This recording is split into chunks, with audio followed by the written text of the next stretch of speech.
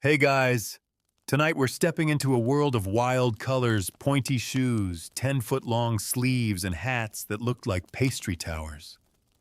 You're strolling through a narrow medieval market street, and everywhere you look, clothes are shouting. Someone's cloak is so brightly dyed, it looks like it was dipped in molten jewels. A woman's headdress spirals like a unicorn horn. And there's a man whose shoes curve so far upward, they're literally tied to his knees to stop him tripping. It's not a costume party, it's just a regular Tuesday.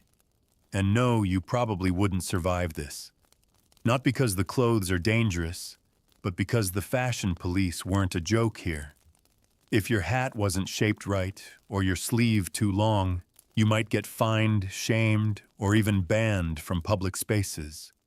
So before you get comfortable, take a moment to like the video and subscribe, but only if you genuinely enjoy what I do here.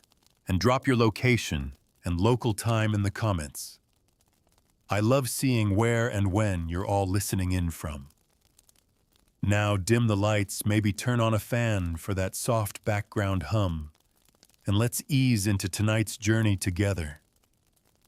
You're walking beside a stone wall, the ivy curling around its base like it's trying to listen in. It's the 1300s, and Europe smells of hearth smoke, horse dung, and just the faintest trace of lavender, because someone important is coming down the road, and his doublet is stuffed with dried herbs to mask the body odor. That's medieval perfume, and no one's judging. The man approaching wears a tunic that's so short, you wonder if he forgot half his outfit at home, and his legs are covered in brightly dyed hose, one green, one yellow. He's not a jester. He's nobility. See, in the medieval world, fashion wasn't about personal expression, it was about status. Fabric wasn't just expensive, it was power. The more of it you had, the more important you seemed. That's why sleeves reached the floor, why trains dragged behind like bridal veils, and why some hats required 2 servants just to hold them in place on windy days. You're not looking at people dressing weirdly. You're looking at a society that used clothing like a scoreboard. You stop by a baker's stall. The man is wearing a plain linen tunic cinched with a rope. Simple, sturdy, nothing flashy. That rope, it tells you everything. He's a working man. Couldn't afford buttons. Those tiny metal discs were like little gold coins sewn onto a coat. They announced wealth louder than shouting. If someone had dozens of buttons running from neck to ankle, they might as well have worn a sign that said, "I'm richer than you," but this wasn't just about bragging. In medieval society, sumptuary laws controlled who could wear what. These laws were like the fashion police written into legislation. If you were a butcher, you couldn't wear ermine. If you were a merchant, no silk. If you were a noblewoman, your veil could be 2 yards long. But if you were lower class, it better stop at your shoulders. And shoes, those long, curly-toed monstrosities called poulaines. Only the elite could wear them past a certain length. Because, of course, you needed to prove you didn't walk much. Walking was for peasants. You drift into a tailor's shop, ducking past a heavy curtain. Inside it smells of sheep's wool and dye. Bolts of fabric are stacked high wool from England silk from Byzantium velvet, imported at an absurd cost. A young apprentice is hunched over a tunic, sewing with bone needles. The master tailor eyes you warily, gauging your status, your coin. In this world, a tailor isn't just a craftsman, he's a gatekeeper to visual power. You ask about the ridiculous sleeves, the ones that drag on the floor, and collect every puddle from here to the city gates. The tailor doesn't laugh. He explains quite solemnly that these sleeves are called tippets. The longer they are, the more fabric used. The more fabric used, the more expensive the garment. It's not practical, it's political. If you're so wealthy that you can afford to ruin 6 feet of cloth every time you walk, then you've proven your place in the hierarchy. Your dry cleaner hates you, but society bows. Back on the street, a woman passes by in a cone-shaped hat, so tall, it brushes the awning of a merchant's stall. A hennin, it's called. They came in single cones or twin horns draped with gauzy veils that trailed like mist. These hats were controversial. Priests denounced them. Old men scoffed. But young noblewomen adored them. The taller your hennin, the higher your status, literally and metaphorically. Some even stuffed the base with padding so the hat could reach nearly 2 feet tall. Try getting through a castle doorway with that. As you continue walking, something strange happens. You start noticing the patterns. Bright stripes, checkerboards, half-and-half color schemes like someone cut 2 outfits in half and sewed the wrong pieces together. It wasn't a mistake. This was called party coloring, and it was all the rage. At first, it just denoted which house or region you belonged to. But nobles turned it into a game. How flamboyant, how mismatched, how utterly absurd could you look and still get praised for it? A red and gold jester suit, perfect. A purple and green jerkin with a yellow hose, iconic. Even armor had its moments of fashion insanity. Plate armor started getting engraved, painted, or covered in cloth to match the rest of a knight's outfit. You weren't just going to war, you were styling your way into battle. There are even records of knights pausing to remove fashionable hats before charging into combat. Dying was fine, but wrinkling your velvet unthinkable. You duck into a church, cool, dim, echoing. The fashion here is different, muted, modest, but even monks weren't immune. The Benedictine rules forbade showy clothes, but some abbots found creative loopholes. They'd wear luxurious wool just undyed, or request extra long robes for spiritual gravity. Sure. And then there's the clergy's true nemesis codpieces. You don't notice them at first, but once you do, it's impossible to unsee. Men's tunics had gotten shorter, ridiculously so, and suddenly the problem of exposed male anatomy became very real. Enter the codpiece, a flap of fabric, then padding, then embroidery, until eventually it was a full-on sculpted display of masculinity. Some were even stuffed, others opened like coin purses. You don't want to ask why. Night begins to fall. Lanterns flicker to life. The fashion parade continues. Capes flapping like bird wings. Jewels sewn into cloaks. Belts so wide they could double as armor. And everywhere status. Status in thread count, in color, in length. Even in discomfort. If your clothes hurt good, it meant you had enough money to suffer for style. You find yourself wondering who started all this madness, who decided that sleeves should drag or hats should tower. But the truth is, it wasn't one person. It was a system, a culture, a collective hunger to be seen, to be better, to not just belong, but to dominate the visual language of the street. Clothes weren't insane, they were strategic, and as you walk half dreaming now, your own reflection flickers in a shop window. You're wearing something strange. A tunic, too long, hose too bright, shoes that curve like a smile. You look important, maybe ridiculous, but definitely medieval. And no, you wouldn't survive this. You keep walking, and the street narrows into an alley that smells like dye, sharp, metallic, almost bitter.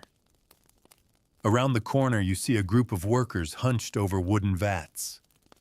One man stirs a pot so dark and purple it looks like melted amethyst. You've stumbled into a dyer's yard, and what you're witnessing isn't just color, it's currency. In the medieval world, color wasn't just decoration. It was proof of wealth connection, even allegiance. Some dyes were so rare and difficult to make that wearing them was like walking around in a pile of coins. Take purple, for instance, particularly Tyrian purple, the shade of royalty. It came from crushing thousands of tiny sea snails found only in the eastern Mediterranean. Each snail produced a drop, just one. You'd need 10,000 for a single cloak. So if someone wore that rich plum velvet lined with gold thread, they weren't just fashionable, they were screaming their status louder than any trumpet. You lean closer to the vats. Not all colors were royal, but all had their rank. Red was hot-blooded bold, favored by knights and wealthy merchants. Blue had a strange journey, once considered humble, even peasant-like, until the church adopted it for the Virgin Mary's robes. Overnight, blue became sacred, serene, and soon desirable. Gold and silver fabrics were literal investments, often woven with real metal threads. Green tricky. The dye faded quickly, so wearing a vibrant green meant you had money to replace your wardrobe constantly. Brown, earthy, common, not worth noticing. The dyers, their hands stained like watercolor palettes, were low in status despite their crucial trade. That's the paradox of fashion in the Middle Ages. Those who made it rarely got to wear it. From the dye yard, you follow a cart full of bolts toward a castle gate. The guards don't stop the cart. It belongs to the tailor of the lady of the manor, and everyone knows her by her sleeves alone. Inside the courtyard, it's a different fashion world entirely. This is where wealth really flaunts itself. Nobles glide by in brocade and damask fabrics so heavy they could barely sit down. One woman's skirt is so wide it requires side hoops made from actual whalebone. Her dress rustles when she moves, the sound of excess. If she wanted to run, she couldn't. But why would she? She has people to run for her. A young squire, barely older than a boy, adjusts his surcoat, a sleeveless robe worn over his armor. His is embroidered with the family crest, 3 lions, a sword, and a crown. It's stitched in gold thread, painstakingly done by nuns or professional embroiderers who might spend a month on a single sleeve. Each symbol tells a story, his lineage, his loyalty, his place in the world. In this society, you never just wore something. You declared something with every thread. And then there's the matter of layers. Medieval people didn't believe in less is more. No more was always more. A man might wear a linen shirt, then a tunic, then a surcoat, topped with a cloak, each layer revealing something about his station. Women went further: smocks, kirtles, overgowns, girdles, veils, cloaks. Undressing for bed wasn't sexy. It was exhausting. You pass a group of noblewomen lounging in the garden, fanning themselves with woven reeds. Their hair is plucked at the forehead. Yes, plucked to raise their hairlines into high domes. A beauty trend you did not see coming. The look. A smooth, gleaming forehead stretching into the heavens. Some even rubbed their foreheads with vinegar to keep the hair from growing back. No eyebrows either. Fashion didn't care about your discomfort. It cared about shape, silhouette, and the strangeness of wealth. A servant brings out a tray of pastries, and as she walks, you notice her gown is tucked up and pinned to her waist. Her arms are free. Her sleeves are tight and practical. She's working. But even she obeys the rules of modesty. Her head is covered with a linen wimple, and a small brooch fastens it beneath her chin. No one, not even servants, went bareheaded, unless you wanted to be mistaken for immoral or worse, French. One of the noblewomen rises, and her sideless surcoat sways as she walks. It's exactly what it sounds like, a gown with giant open sides from the hip up. What remains is a kind of cloth frame around her torso, usually revealing the fitted kirtle beneath.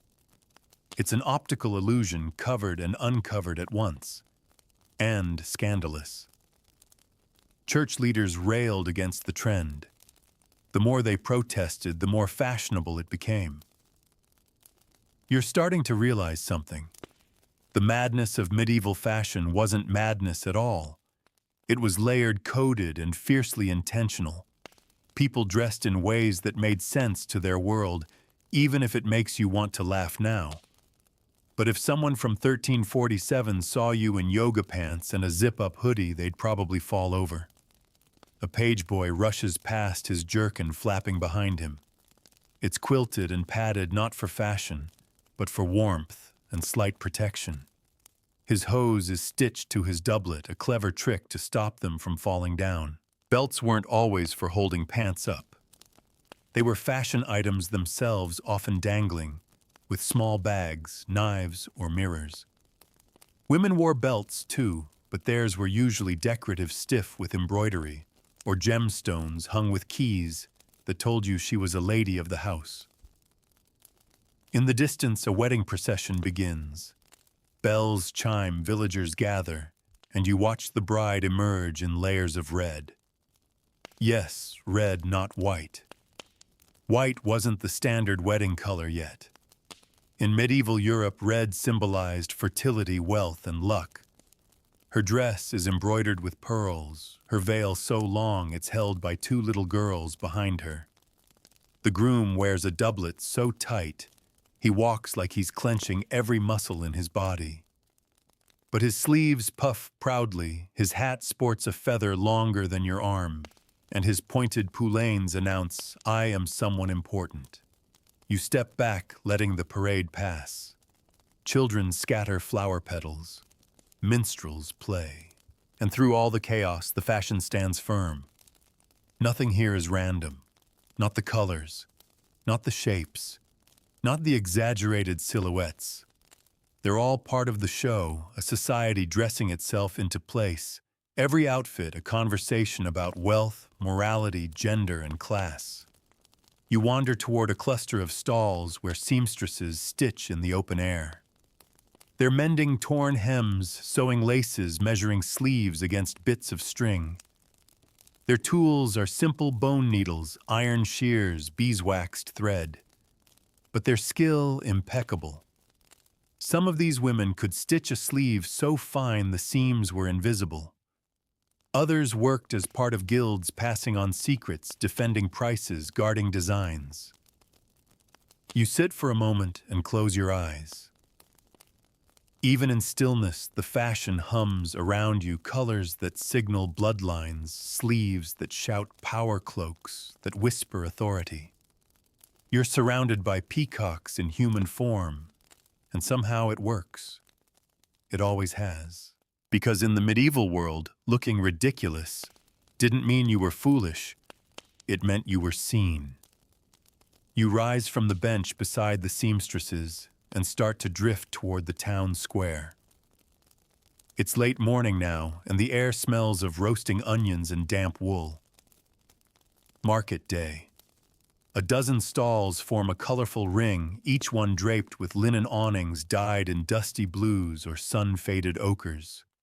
Behind every stall, someone is shouting about apples, iron nails, fish, or ribbon. But what catches your eye is the crowd itself. It's like walking into a living tapestry. A baker's apprentice in a short tunic splattered with flour brushes past a young woman in a yellow kirtle.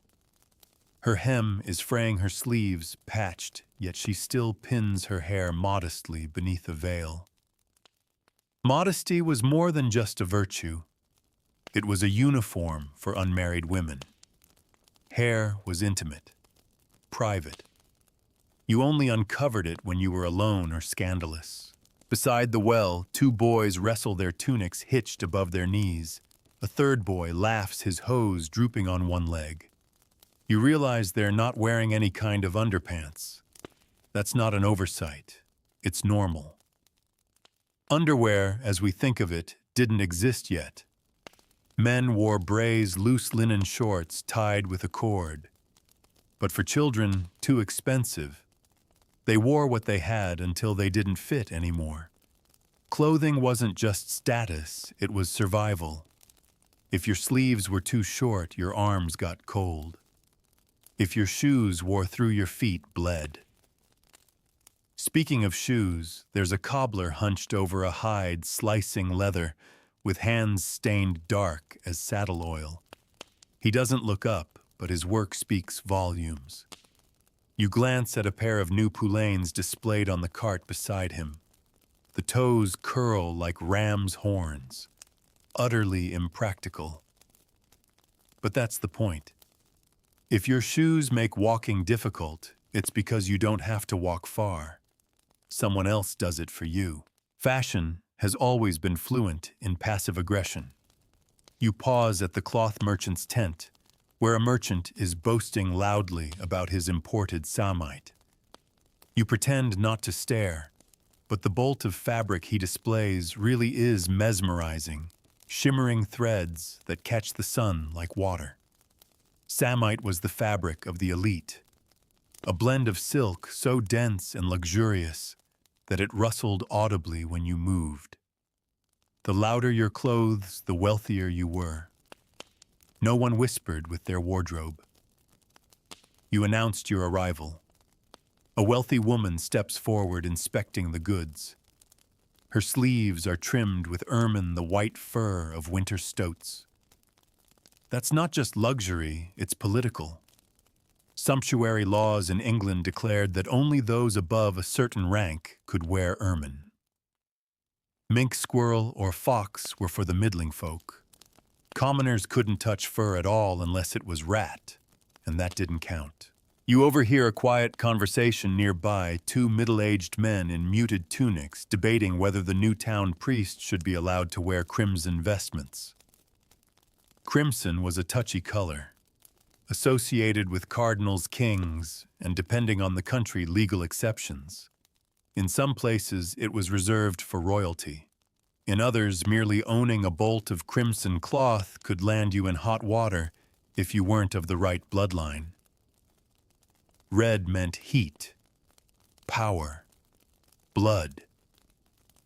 It meant you burned with purpose. You turn your attention to a pair of travelers seated on the stone edge of the fountain. Their boots are caked in mud, their cloaks threadbare. But even they play the fashion game. One wears a hood lined with rabbit fur and a coif, a close-fitting white cap beneath.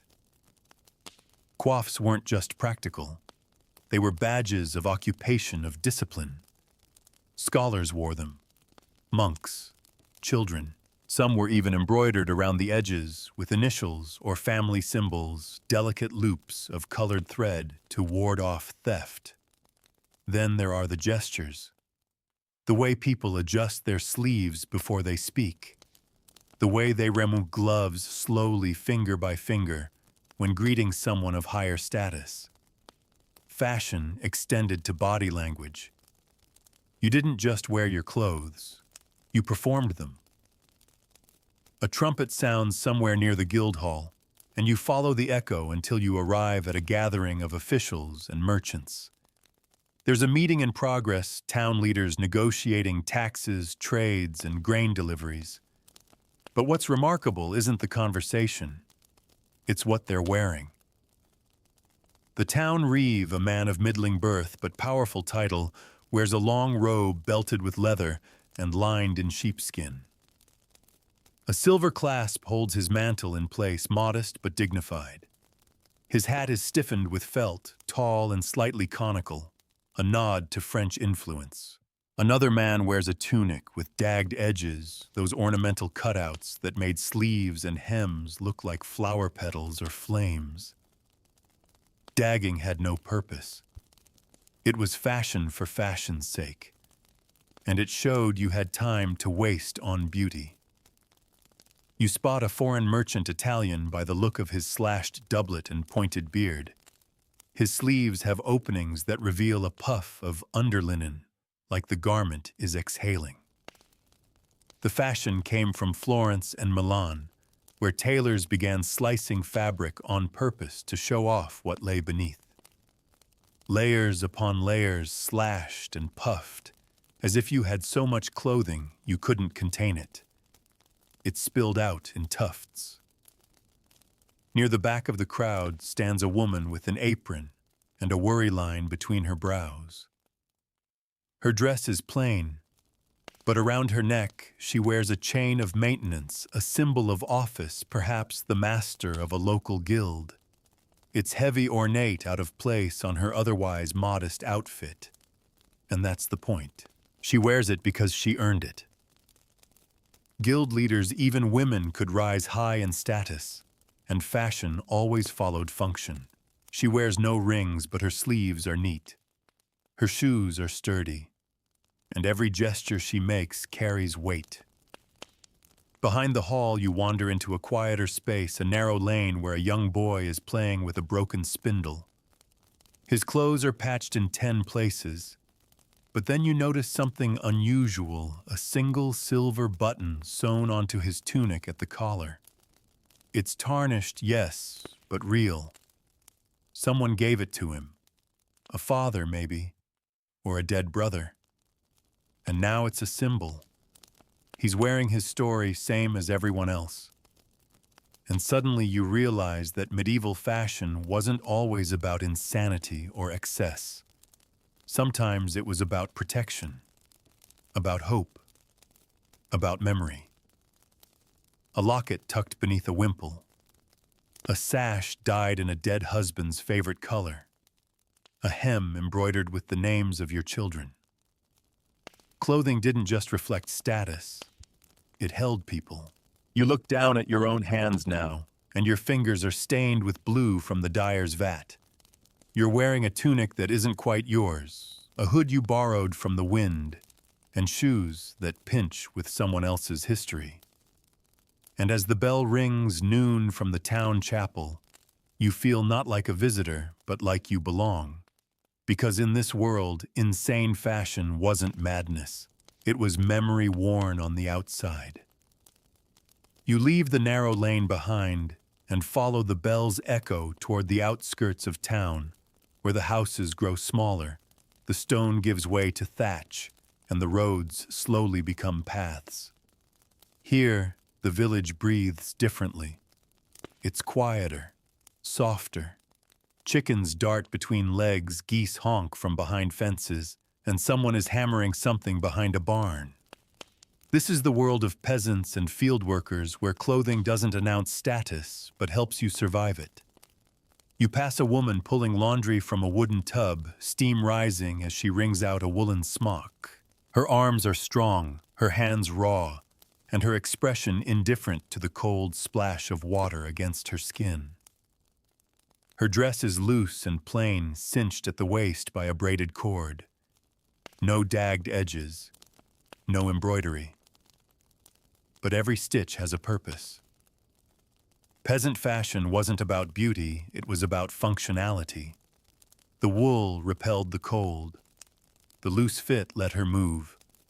The cord held her knife. There is still a kind of pride in it, just not the kind sewn with silver. A child runs past, laughing. His tunic is little more than a long shirt, and he's barefoot despite the chill.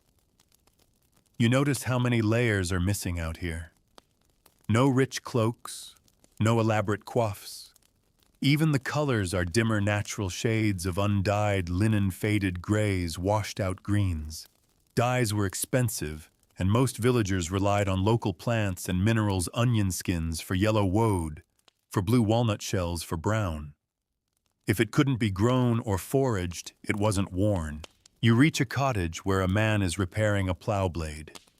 His clothes are so patched, they look like a quilt, but they're sturdy.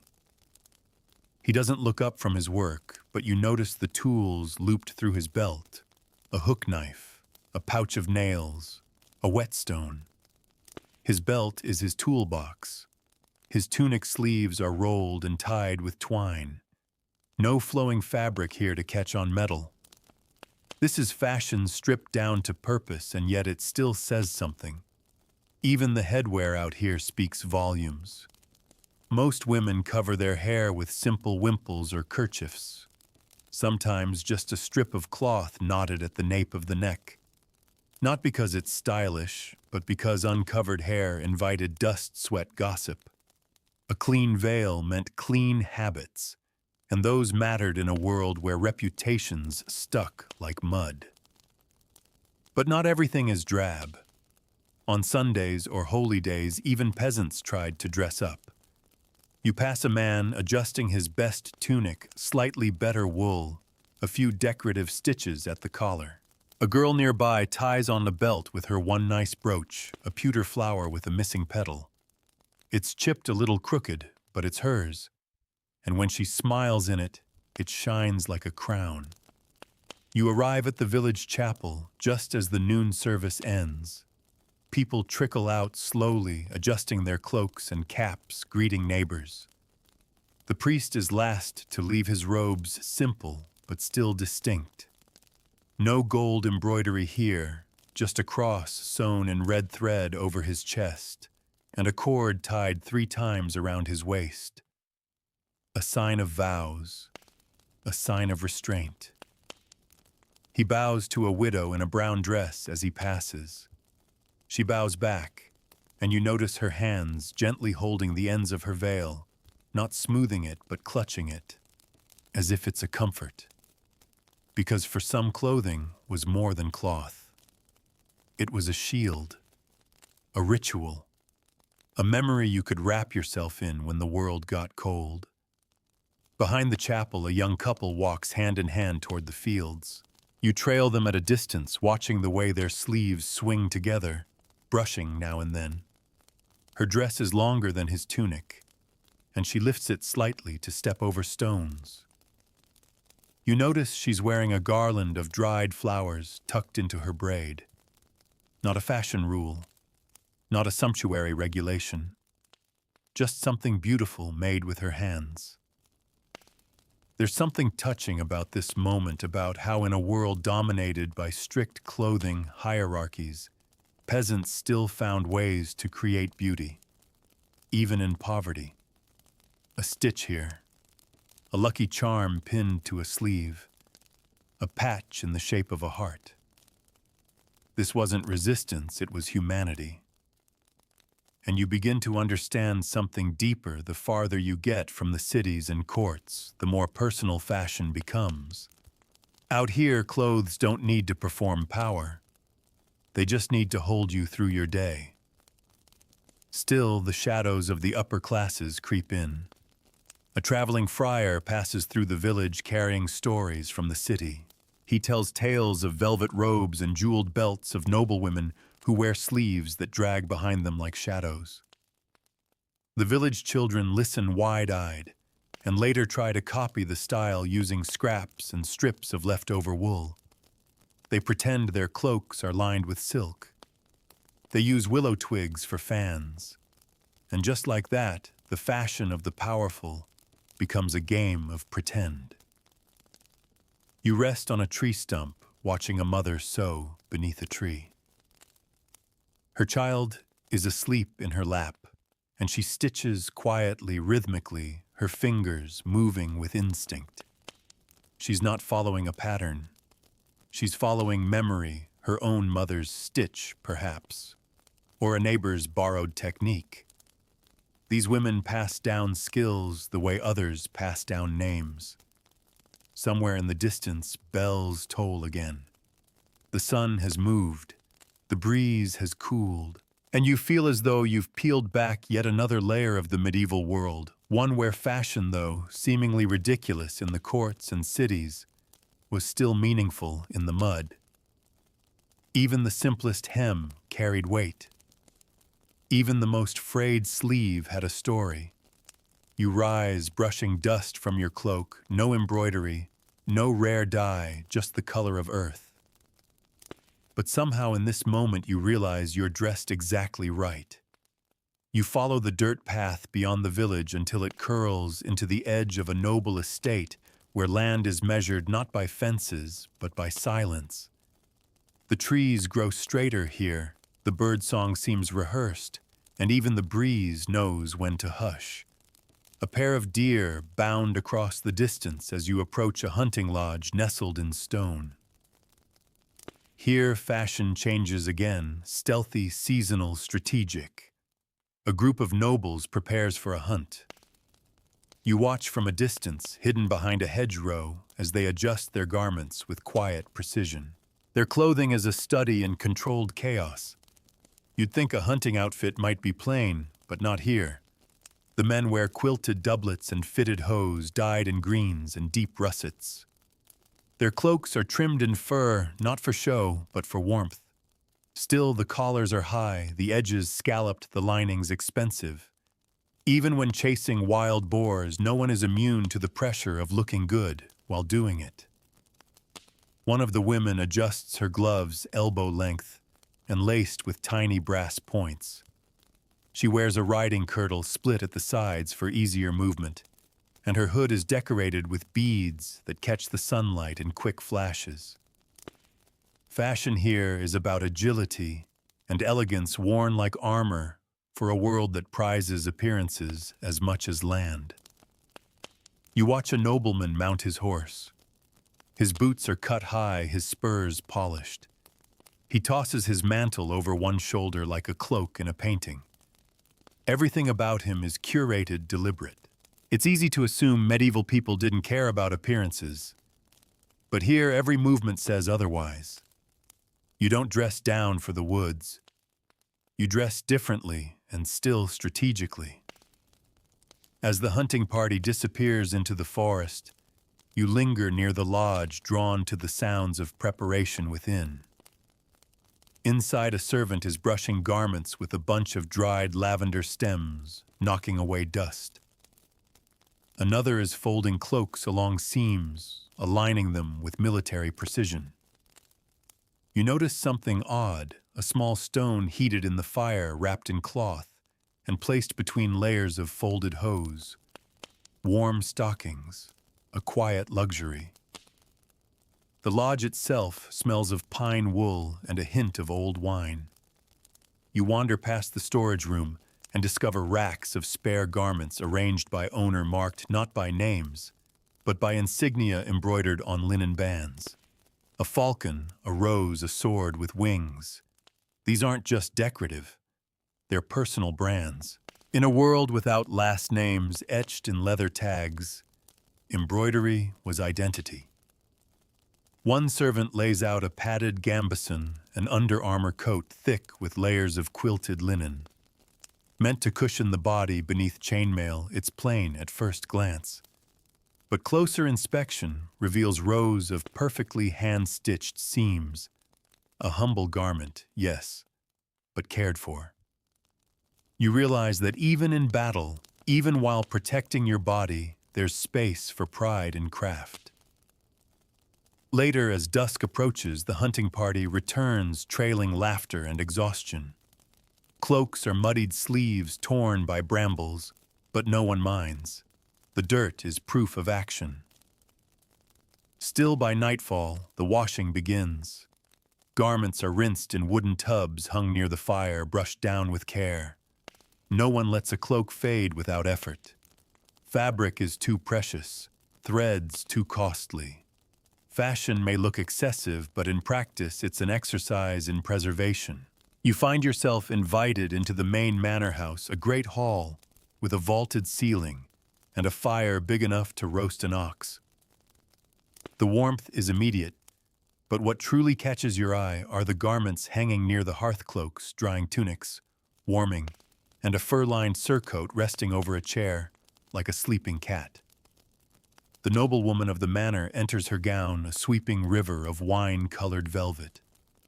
Her sleeves are long and tight at the forearms, flaring dramatically past the wrists into points that kiss the floor. Cote-hardy, you remember it's called. Once a man's garment, simple-fitted, but by now transformed into high fashion for women, often with buttons running from neck to hem.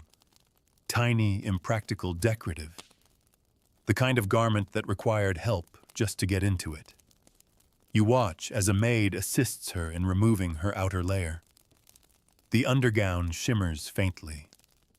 Silk, perhaps. The maid folds the gown carefully, smoothing each pleat with her palm, muttering under her breath. A ritual more than a task. You understand. These aren't just clothes. They're investments, symbols, even emotional tokens. You cared for your garments the way you cared for your heirlooms. Later, as the hall fills for supper, you notice another curious phenomenon, table fashion. Guests remove gloves, but keep hats. Sleeves are pinned or slung over the backs of chairs to avoid dragging through food. Jewelry is revealed or concealed based on who's watching. One man wears a collar so thick with gold links it practically clinks when he nods. Another hides a brooch inside his cloak, only flashing it briefly when the host mentions their shared family name. Even the servants observe fashion hierarchies. Their uniforms are coordinated blue and brown livery stitched with the manor's emblem. Uniforms didn't just organize people.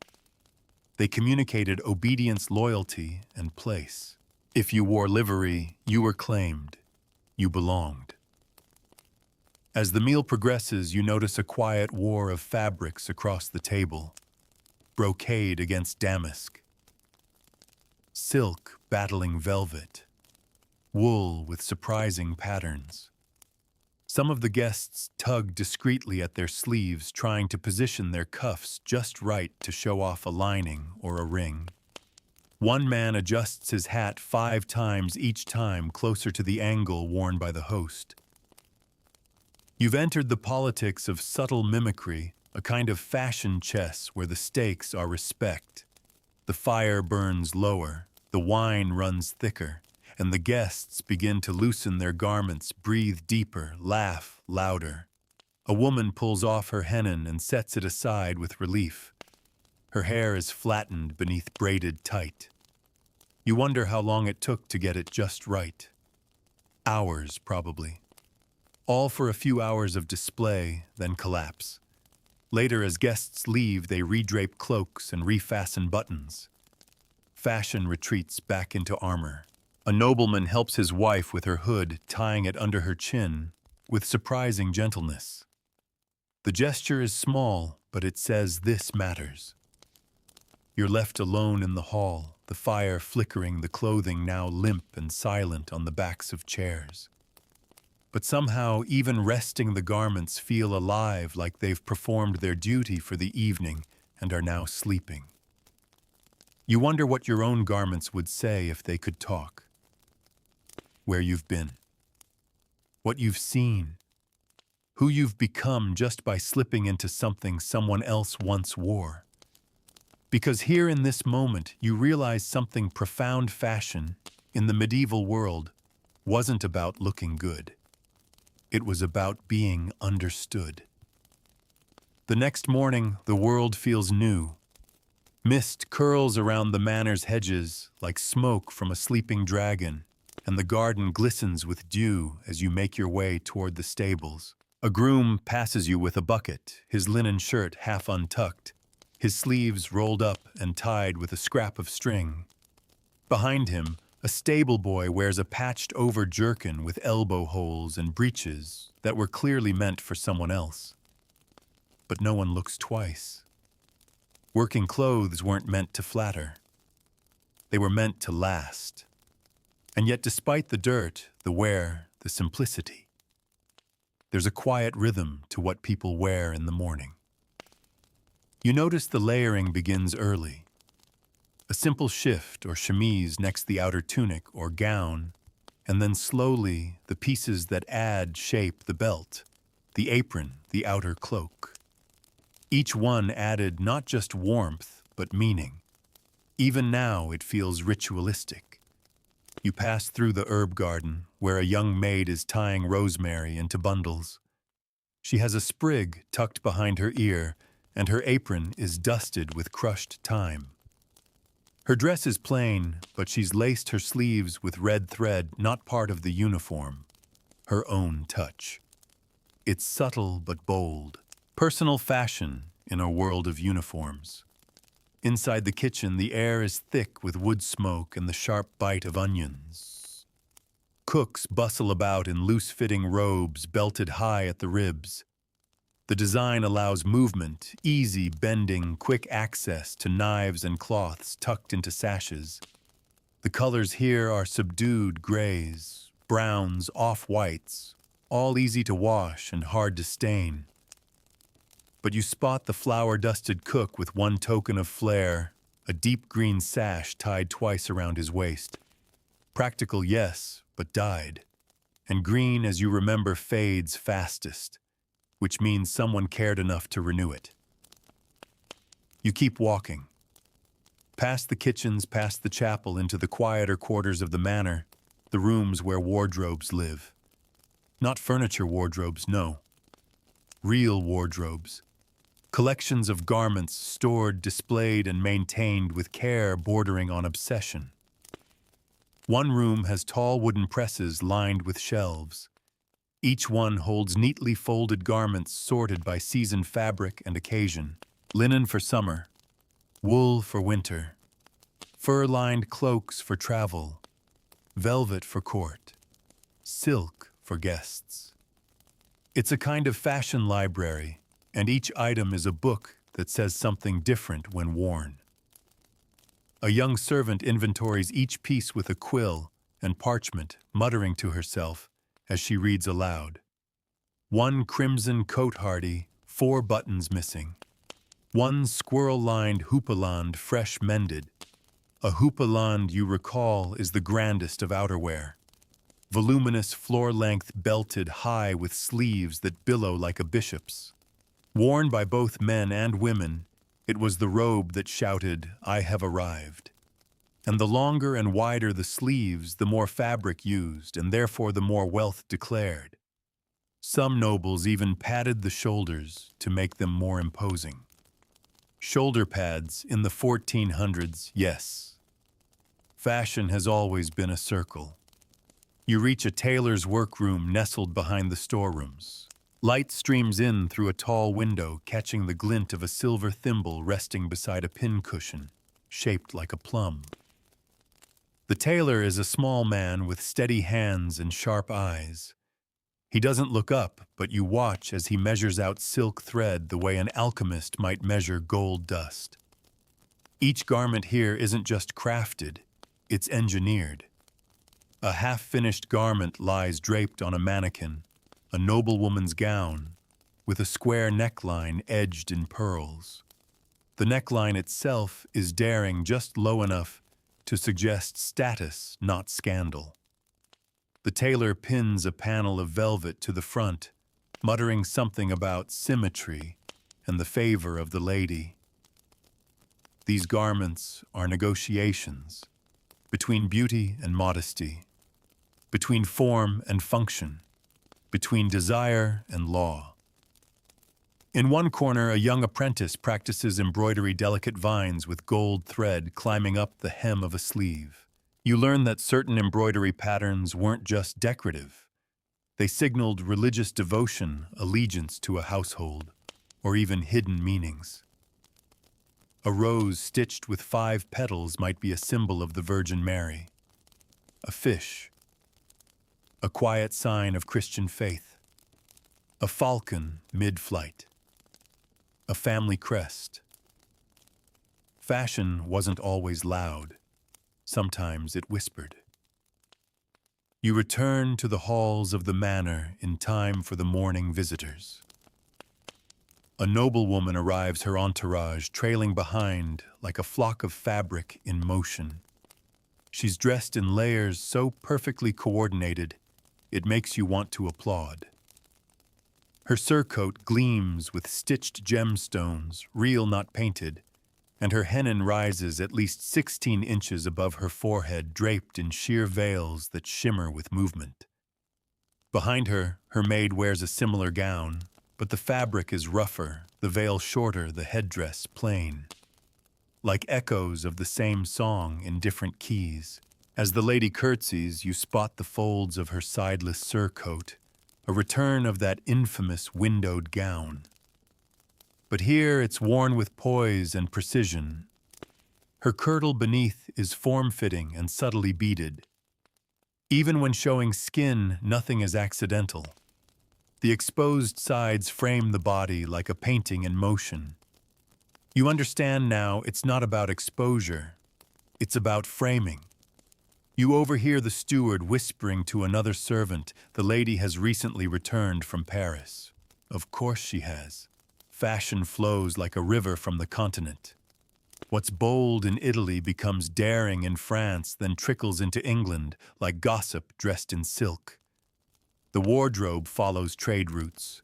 Styles are carried by merchants, painters, bishops. A sleeve can migrate faster than a king. At midday, a discussion begins near the high table, an older nobleman shaking his head at the latest decree from the crown. New sumptuary laws again. They say no man under the rank of baron may wear cloth of gold. No woman may wear jewels larger than a hazelnut unless married to a knight. The nobles grumble, the servants listen, and somewhere a tailor sighs. You slip away from the crowd out into the gallery where portraits hang. Each one wears something impossible. A gown so wide the arms vanish behind pleats. A cloak so embroidered it glitters like frost. A hat so tall it leans. But all of them look serene, regal, insane maybe, but only to modern eyes. To theirs, it's identity, authority, a way to tell the world I am here. I am this. And for a moment in the quiet of the gallery, you imagine your own portrait. What would you wear? What symbols would you stitch into your sleeves? What colors would you choose if each one told a story? Because here in this manner, where clothes breathe and speak and sigh like living things, you begin to understand. Fashion wasn't about vanity. It was about belonging. Later that day, you find yourself on the road again, walking a rutted path that winds gently downhill into a trading town. The manor fades behind you like a memory of velvet and gold, and ahead lies a place humming with contrast, where manor meets market, where nobles pass merchants and merchants pass off as nobles, if only for a moment. The town is busier than the village, but scrappier than the estate. Stalls line the main thoroughfare in uneven rows, roofed with patched canvas and sun-bleached cloth. Everything here is layered stone atop mud fabric, atop skin identities, atop names. A woman calls out prices for almonds. A boy swings a bucket over his head for attention. And everywhere you turn, people are dressed in ways that make you pause. A butcher wears a blood-spattered apron over an otherwise neatly pressed tunic. The apron is functional, yes, but the embroidered edge near the collar, not necessary. Decorative, possibly made by his wife, possibly a gift. In a world with so few possessions, fashion often came from the heart, not the purse. You pass a goldsmith's tent and stop. The tent is smaller than others, but the goods inside glow. Chains, rings, brooches, some delicate, some absurdly large. A merchant is trying on a heavy collar, checking his reflection in a polished plate. The collar itself is probably too ornate for his status, but that's the point. In the middle class, fashion wasn't just aspiration, it was camouflage. Dress well enough, and maybe you wouldn't be mistaken for someone who still works for a living. A boy brushes past wearing a split-colored tunic, one half blue, the other green. Party color. You remember that from the city, fashionable, bold, and often symbolic. A way to show loyalty to two houses, or just a clever excuse to use up leftover fabric. His shoes are leather dyed with walnut, but curling at the toes barely, just enough to hint at class without violating the law. Skirting the edge of sumptuary rules was a sport here. A woman in the crowd adjusts her headdress. It's simple, a linen wrap twisted into a turban-like coil around her head. But she's added a feather, just one. A bit of flash to catch the light as she turns. You get the sense she saved that feather from a roast goose a month ago. Washed it, pressed it, waited for this market day to wear it. That's what medieval fashion did. It gave people something to look forward to. You notice how merchants, especially those with foreign goods, dress differently. A cloth seller from Flanders wears a tightly belted gown of pale yellow, almost scandalously fitted, the sleeves cut short and fringed. His boots are dyed blue and polished to a shine. Another man from Venice wears a hat shaped like an inverted boat, so large it brushes the lintel of his stall when he enters. These aren't just national quirks. They're selling points. Fashion doubled as branding.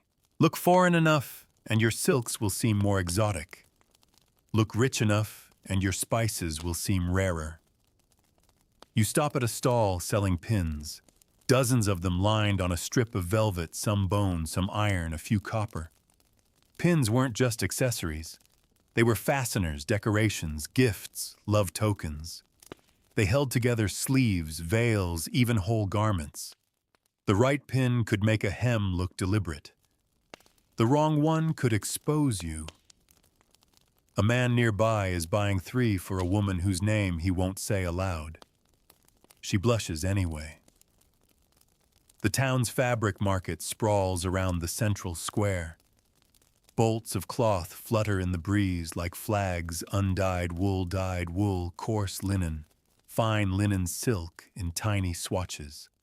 Cloth merchants shout over each other, boasting of quality and color from Toulouse, from Bruges, dyed in saffron, washed in the river of saints.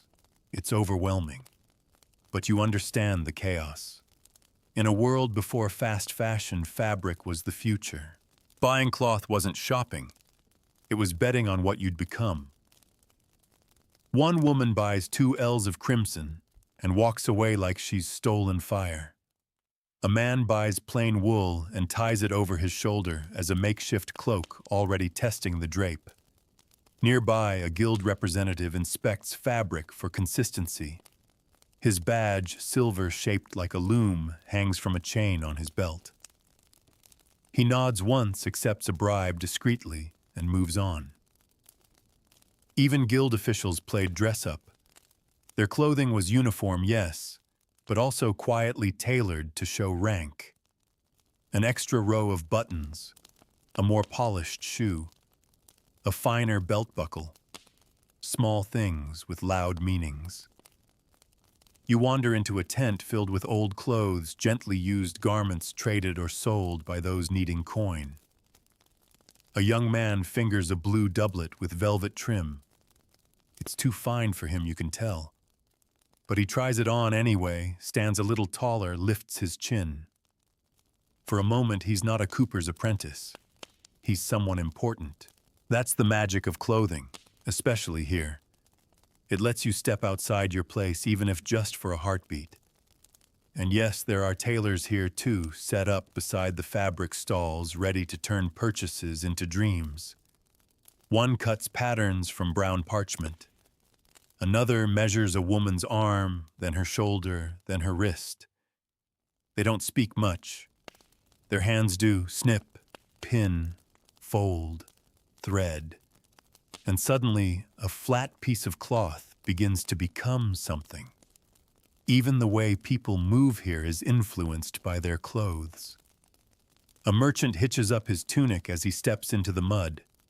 A woman loops her gown over her wrist as she walks. Every gesture has been practiced, adjusted to match the fabric and cut. There's grace in it, a choreography written in wool. As the sun begins to set, the market shifts. Tents start to close. Torches flicker to life. You watch as people slowly change layers, adding cloaks, tightening laces, fastening new veils. Day wear becomes night wear with a single belt. A girl adds a strip of red cloth to her bodice, a festive touch for evening. And as you sit on a low stone wall watching them all move past in the golden light, you see the full arc of medieval fashion again. Not as insanity, but as survival status. Longing, identity, memory, ritual, resistance, and joy. You no longer see ridiculous hats or impossible sleeves. You see people using clothing to stretch toward something, dignity perhaps, belonging, magic. And maybe, just maybe, they succeeded. Night descends fully now, casting the trading town in a soft gold glow as torches sway gently in iron brackets. The hum of voices fades into a quieter rhythm, murmurs laughter, the occasional clatter of hooves over cobblestone. You step away from the square, following a winding lane that leads to a modest tavern tucked between two leaning buildings. There, the fashion becomes something else entirely, looser, warmer, more human. Inside, it's all flickering light and shadow. The tavern smells of ale-damp wood sweat and roast meat.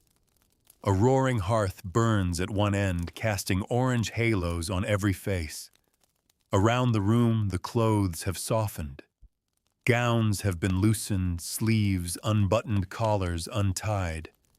The nobility has left or is pretending to. What remains are craftsmen, travelers, journeymen, midwives, coopers, and cooks, and they wear what they own, what they trust, what they can fall asleep in if they need to.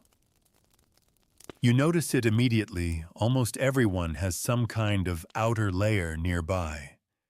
A cloak slung over a chair, a shawl tied around shoulders, a jerkin draped loosely over the back of a bench. Cloaks were the jackets of the day, essential, versatile, and often the most expensive item anyone owned. A good cloak could last decades. It protected you from rain, shielded you from cold, even served as a blanket or pillow. Some were lined with fur, others quilted, some patched with dozens of old fabrics. But each one said, "I came prepared." A man near the fire clutches a wooden mug and leans back in his padded doublet. His belt pouch is worn smooth, the flap stitched shut with what looks like shoe leather.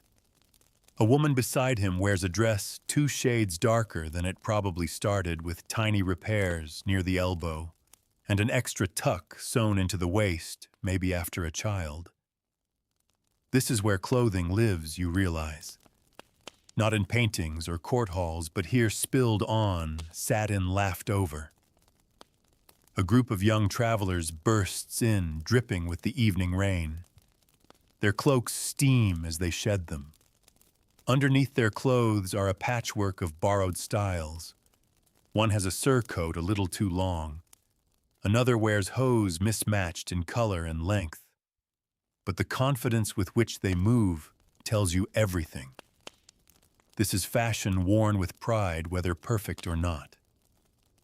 And then something peculiar catches your eye. A man with a harp slung over his back sets up in the corner, clearly a bard. But what he wears is unmistakable. A brightly colored tunic, party-colored in red and black, with jagged hems and golden trim. It's not just a costume. It's a signal. Bards, jesters, minstrels, these were the entertainers, and their fashion walked a fine line between admiration and mockery. They had to be noticed. They had to be different. Their garments, especially among the nobility, were permitted to be outrageous, sometimes encouraged to be so. His shoes curl into high points, bells sewn into the tips, quiet for now. But you know what they'll sound like when he begins to play. His sleeves are lined with yellow silk, a surprise flash of color with every gesture. Not for warmth, not even for beauty, for drama. And as he strums a chord and the room leans in, you understand how clothing itself becomes part of the performance. At a table nearby, a group of women whisper over mugs of ale. They're dressed simply, but one wears a headband with metal discs sewn along the edge. They glint as she nods. Jewelry was rare in these parts and often doubled as currency. A brooch might pay for a bed. A necklace might be your dowry. And still people wore them proudly. Not because they were foolish, but because beauty was worth the risk. The tavern keeper, a stout woman with sleeves rolled to her elbows, moves between tables like a ship through water. Her gown is brown, simple, spotless, somehow untouched by the chaos.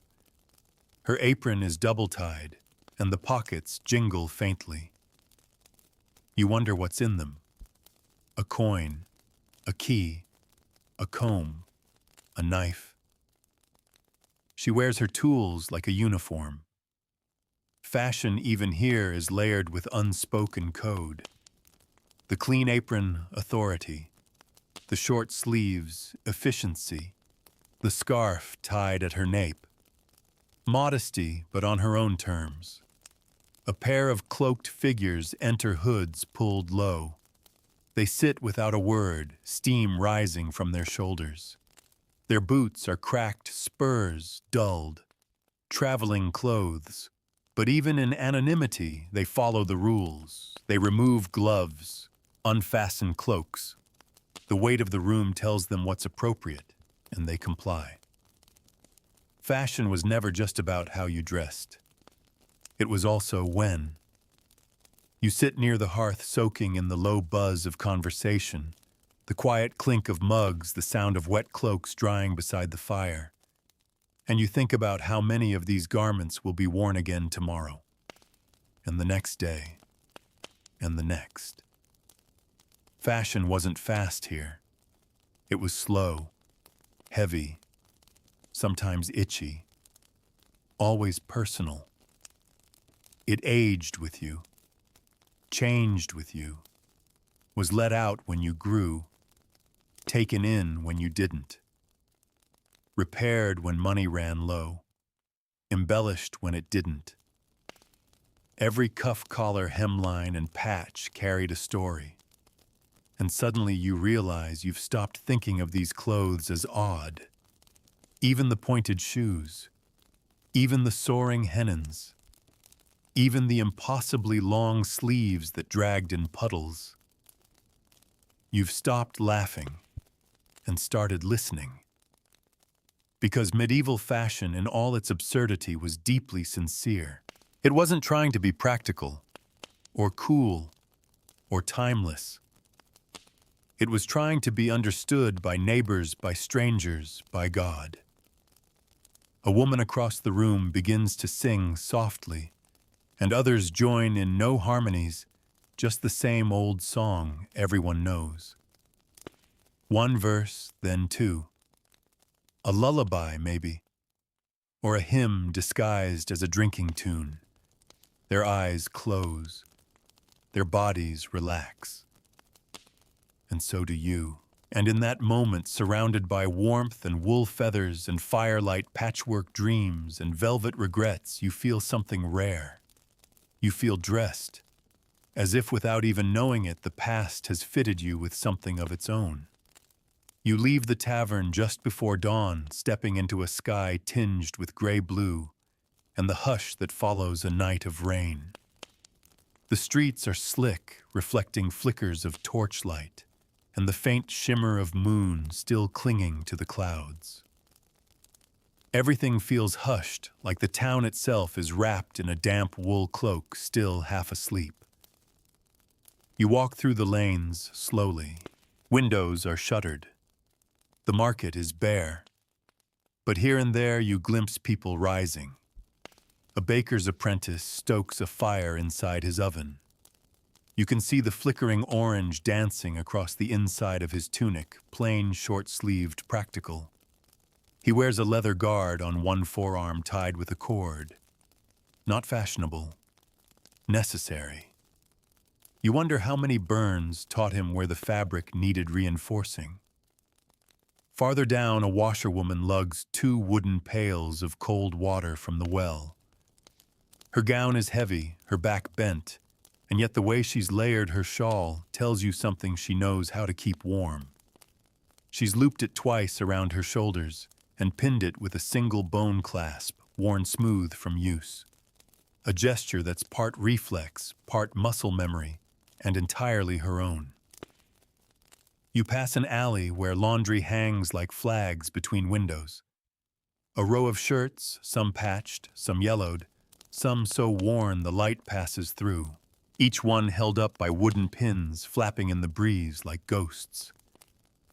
And for the first time you see fashion not as an object or event, but as evidence of life lived, of hands that sewed, of bodies that wore, of time that passed. Eventually you reach the edge of town where a monastery perches like a quiet thought on a hill. You climb the slope and the sounds of the town fall away behind you. At the gate a monk lets you in with a nod. No words, just open arms. The silence inside is deep but not empty. The monastery breathes in rhythms, the chapel bell, the scrape of sandals on stone, the turning of pages too old to crumble. The monks here wear habits of undyed wool, off-white, brown, or gray depending on their order. Simple robes with rope belts and cowls that drape like drawn curtains around the face. And yet even here in a world sworn to reject vanity, fashion finds its foothold. You watch a monk sewing a new habit. His hands are quick but gentle. The pattern is precise. Each fold meant to hang evenly. The belt tied in the same loop each time. Even in humility, there is dignity. Even simplicity has rules. A habit too finely tailored is suspect.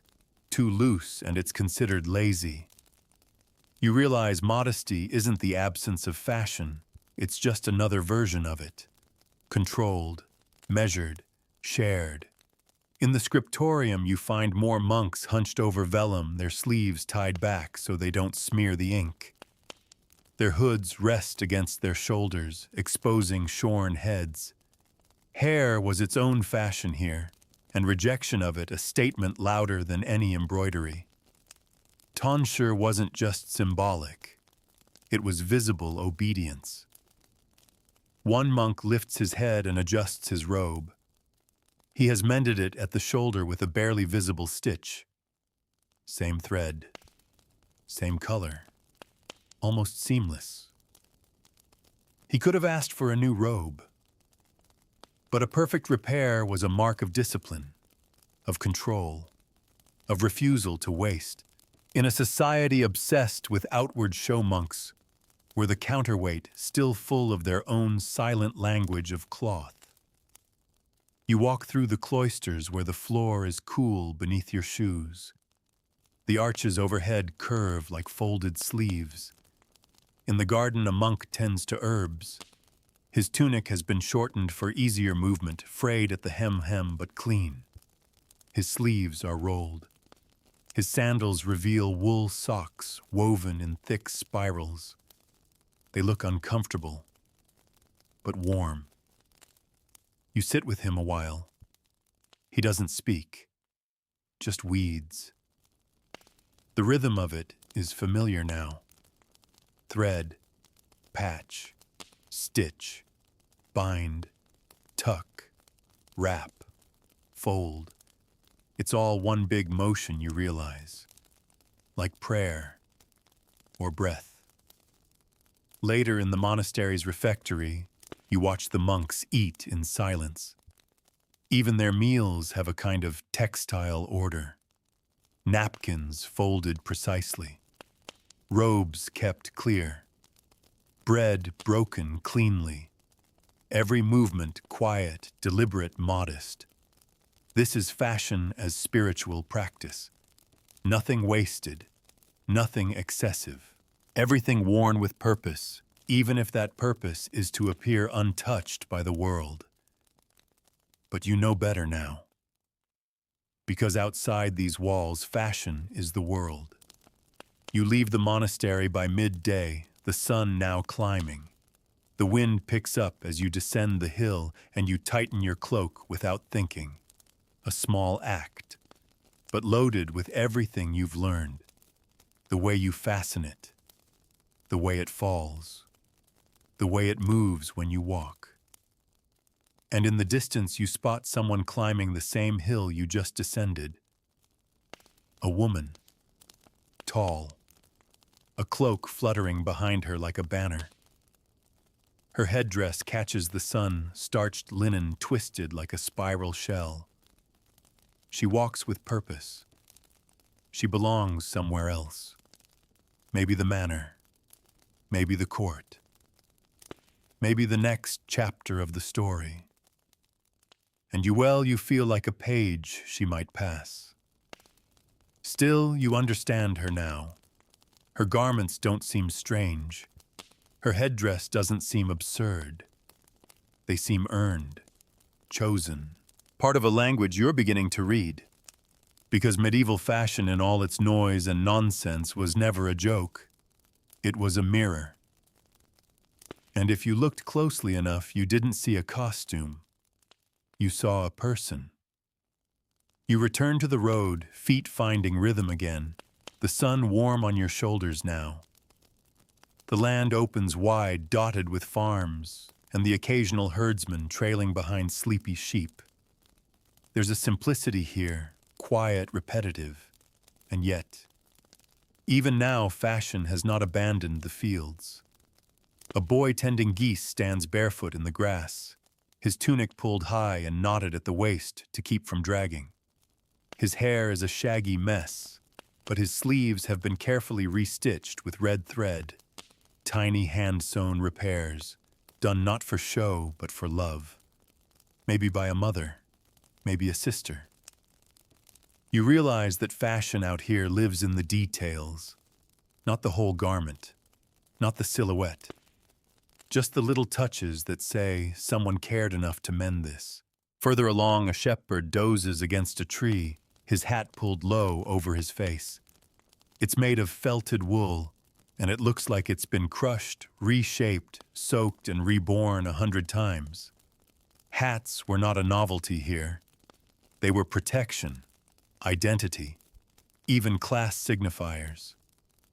Flat caps, coifs, felted hoods, straw brims, each one said who you were and what you did, sometimes more loudly than a spoken name. And yet some things here are beautiful for beauty's sake. A woman carrying herbs down the path passes you. Her apron is faded and stained, but the edge is scalloped in a delicate pattern. She probably did that herself with a knife and patience. Her head is wrapped in a linen veil, but she's tucked a sprig of rosemary into the knot. No one will see it but her. But that's enough. You pass a shrine by the roadside, just a wooden box set into stone with a carved virgin inside. Someone's draped a piece of embroidered cloth across her base. The fabric is old, thin, and sun-bleached, but it must have once been beautiful. A gift of beauty for beauty. Another language of clothing, not on a person this time, but still saying something. You begin to understand that not all fashion was for the living. Some garments were buried with their wearers, or burned in rituals, or cut into strips and tied into trees as votive offerings. Clothing like people had afterlives. A noble woman's gown might be taken apart and repurposed into altar cloth. A soldier's tattered surcoat might be folded and left at a gravesite. Even the poorest sometimes buried their dead in their best tunics, threadbare, yes, but clean. Honorable. The road dips and rises again, and in the distance you see a walled town ahead. A larger one, bigger than the last, with towers, with flags. A place where rules become law and fashion gets even more complicated. As you approach the town gates, you notice a merchant arguing with a guard. The merchant wears a fur-lined mantle, but the guard's expression tells you something's wrong. The fur too rich for a man of his declared rank. A violation of sumptuary law. The guard lifts the edge, frowns, and the merchant mutters something about inheritance. It's always inheritance. You realize the absurdity of it, fashion policed not for indecency, but for ambition. And ambition here is criminal unless licensed. Inside the city walls, the world grows denser. Noise sharpens, colors saturate. You're immediately engulfed in layers of humanity, everyone weaving through narrow streets like thread through a loom, and each one wearing their intentions on their sleeves. A young nobleman struts past in a jerkin so tight it creaks. His sleeves are stuffed to puff at the shoulders, then taper absurdly to his wrists. The style is new, imported, almost theatrical. He knows you're looking. That's the point. His hat is pinned at an angle too perfect to be accidental, and a plume bobs behind him like a punctuation mark.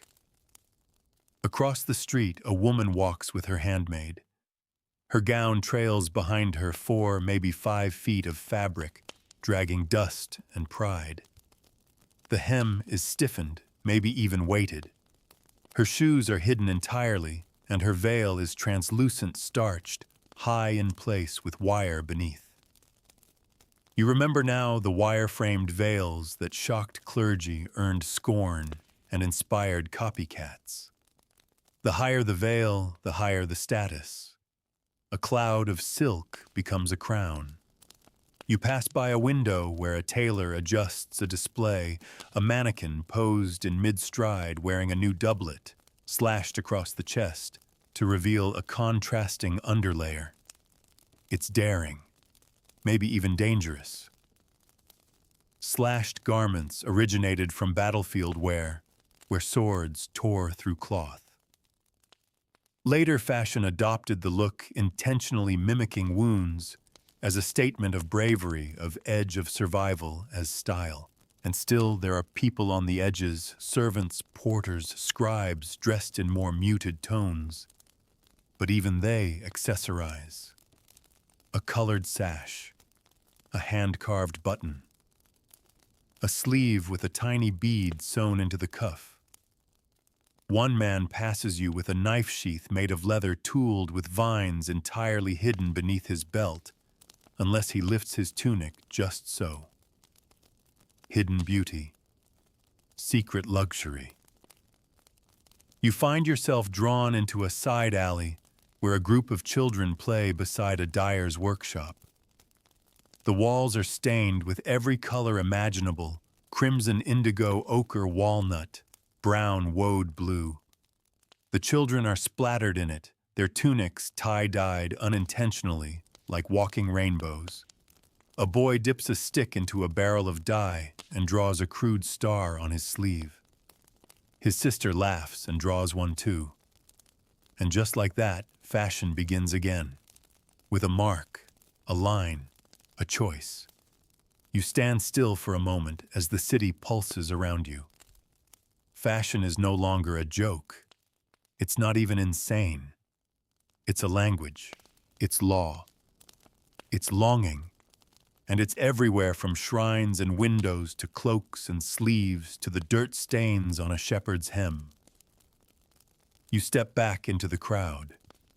Your cloak flutters in the wind, and for the first time you adjust it deliberately. Not for warmth, not for modesty, but because you want to feel part of the story. Because now you understand medieval fashion didn't just look insane, it meant everything. You wander deeper into the heart of the city, the streets now slick with footprints and the early whispers of commerce. The shops are just opening wooden shutters, swinging wide bolts of cloth carried into sunlight, and servants sweeping thresholds with rhythmic strokes. You pass one shop front with carved stone columns and a velvet curtain for a door. It's a tailor's guild house. Inside, the room hums with thread and pride. 5 men are already at work, one cutting patterns, one marking measurements in chalk, two stitching, and one sharpening scissors so large they could double as weapons. This isn't just a workshop. It's a sanctuary. The walls are hung with illustrations, silhouettes of sleeves, comparative neckline diagrams, miniature wooden models of doublets, gowns, and hose, like fashion's own war room. A bolt of brocade lies across the counter, deep blue with gold-threaded fleur-de-lis, reserved for nobility. Only the elite could wear fabric like this, but a tailor must handle it, even if they could never wear it.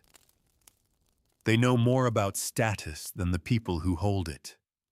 Every seam they stitch reinforces the hierarchy. Every hem they shape affirms who belongs where.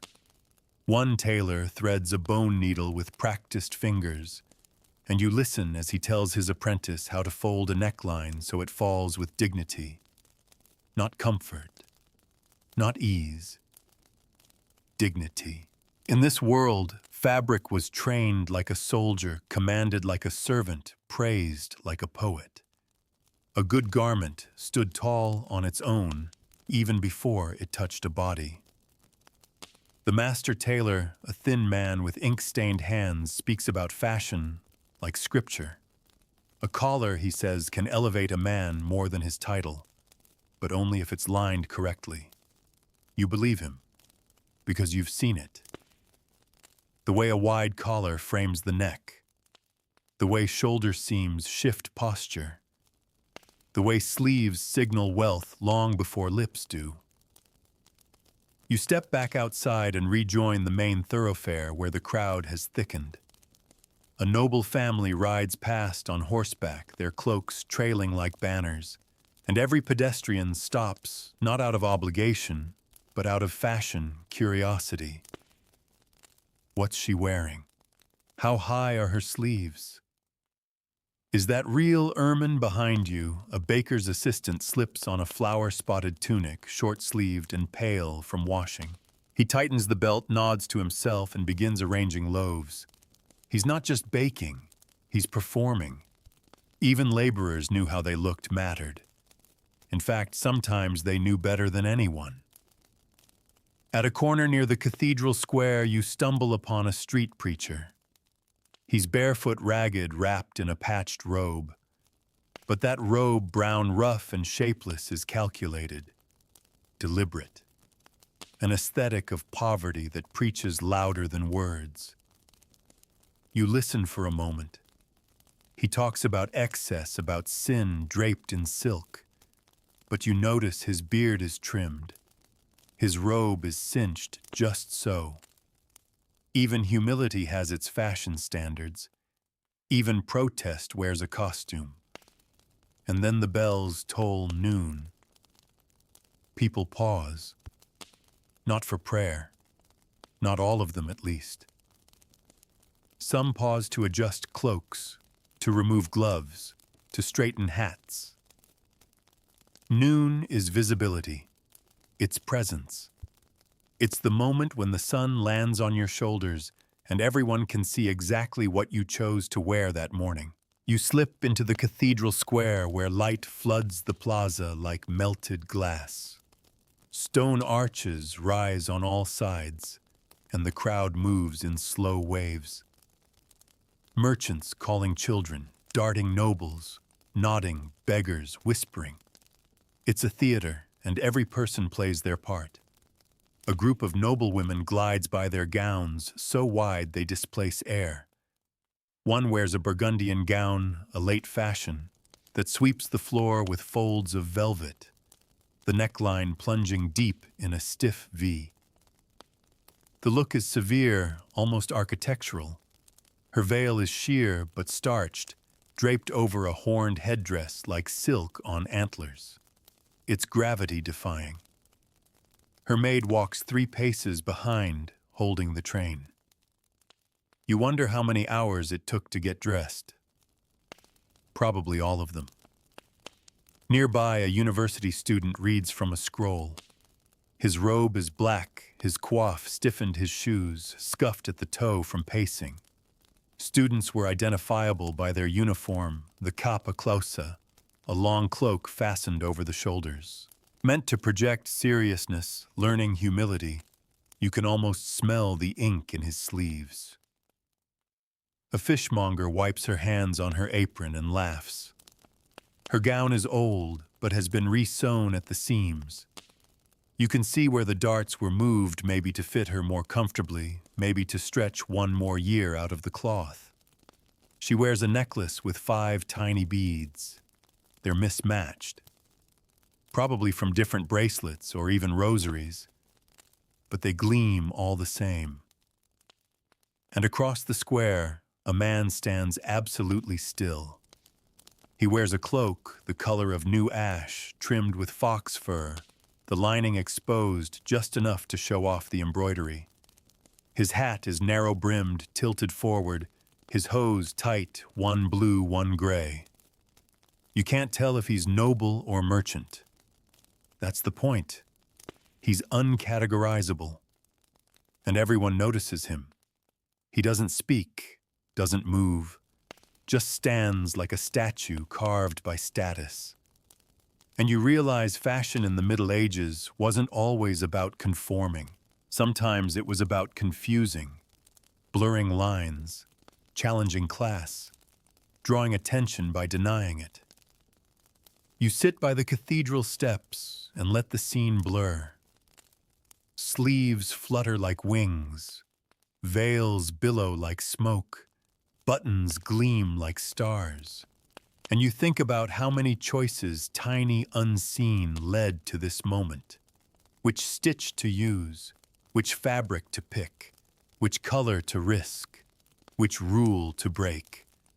And all those choices, silent, daily, relentless, became a life you could see. Because medieval fashion didn't just wrap the body, it exposed the soul.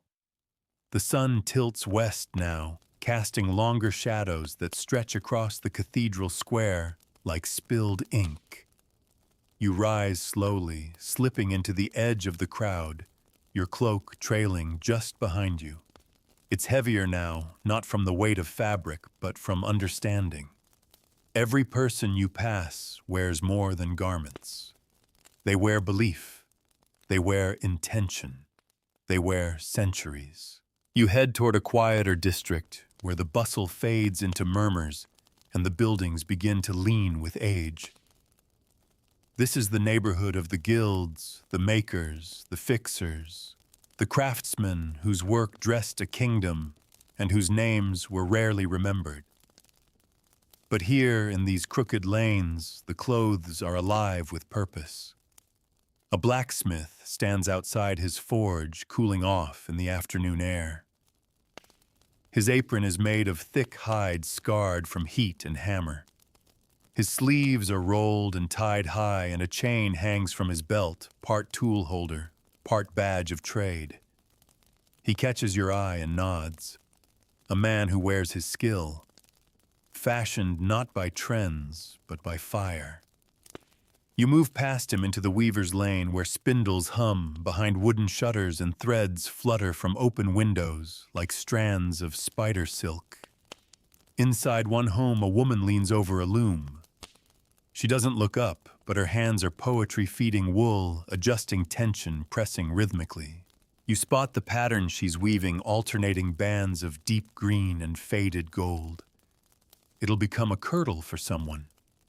Maybe even one of the women in the square. Maybe for a wedding. Maybe for mourning. Maybe both. In another window, a man embroiders a border onto a length of fabric. His fingers are stained with dye, and his brow is tight with focus. The pattern, a row of tiny trees, each one stitched in dark thread branches rising like fingers. Decorative, yes, but also deeply symbolic. Trees meant legacy, fertility, memory, a wedding gift perhaps, or a baby's christening blanket. You don't ask, you just watch. At the edge of the district, you reach the shoemaker's row. A line of workshops, each no bigger than a stall with rows of boots and pointed poulains drying in the sun. Some are dyed, others bare. One pair is so long in the toe they've been tied back with a tiny chain to the ankle. Ornamental madness. Perfect for court. Impossible for life. The shoemaker lifts his head from his work and smiles. His leather apron is dotted with pinpricks of wax and ash. His sleeves are cut short, and he wears 2 rings, one of copper, one of brass, on a chain around his neck. You get the sense they're not for fashion. They're memories. You realize how much of fashion in this world is about the hand. Who made it? Who touched it? Who passed it on? A dress is never just a dress. It is 10,000 stitches. It is a harvest of wool. A spool of thread spun from hours of labor. A weaver, a dyer, a cutter, a tailor, a finisher, a wearer, a washer, a mender, a lover, a mourner, a thief. It's not a gown. It's a ghost, a line of hands stretching behind you, lifting it, shaping it, preserving it. You move on back toward the river where washerwomen stand knee-deep at the edge of the water, slapping cloth against stones, the air filled with the sound of linen and splash and breath. Some sing, some curse. All scrub. Their skirts are pinned up to their thighs, their heads wrapped tight in cloth. Their arms are streaked with soap and strength. One woman pauses to rest. Her gown is soaked from the waist down, and you can see the uneven hem where she shortened it herself badly, but with purpose.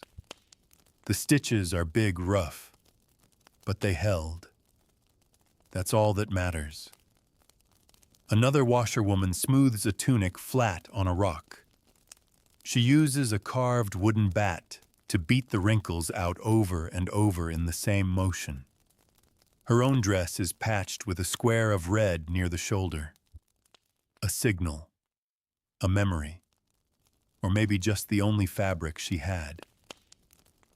But it catches the light, and it matters. You step away from the river and into a narrow alley where laundry lines crisscross overhead like flags of surrender and pride.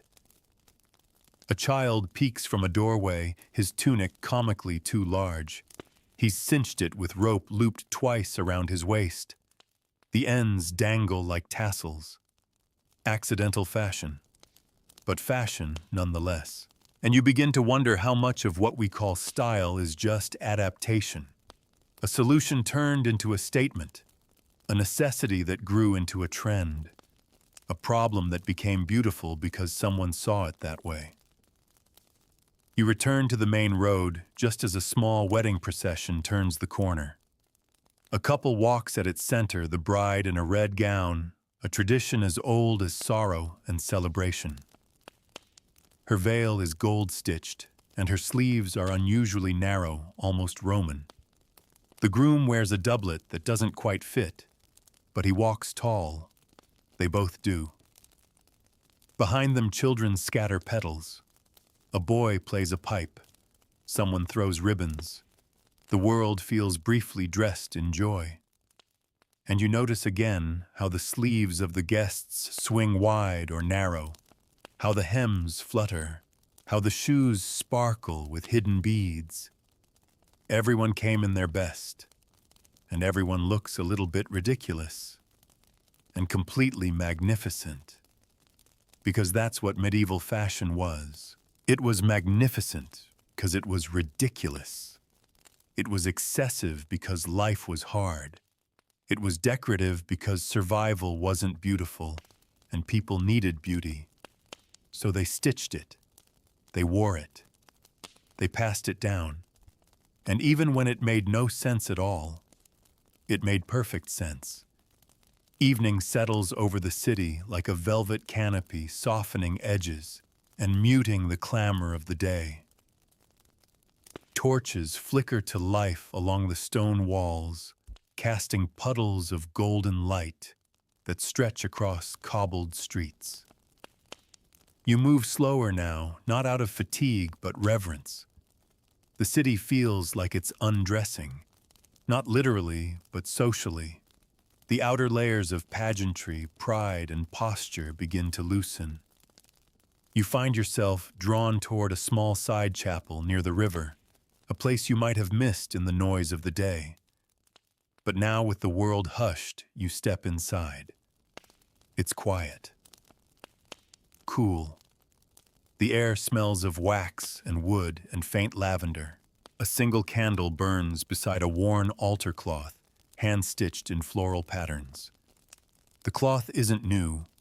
Its thread has faded, but not vanished. The hands that made it long gone. But the gesture remains. A woman kneels at the front pew, her back straight, her gown simple, her veil pinned so precisely it doesn't shift as she bows. She doesn't notice you. You're not meant to be noticed here.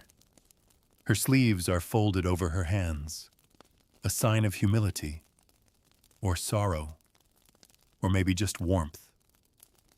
You sit a few pews back. On the stone floor beside you lies a dropped ribbon, dark green, frayed at one end. You pick it up. It's silk, a luxury, but small. It was probably tied to a wrist or braided into hair, maybe offered as a votive, maybe as a goodbye. You don't keep it. You place it back where it lay.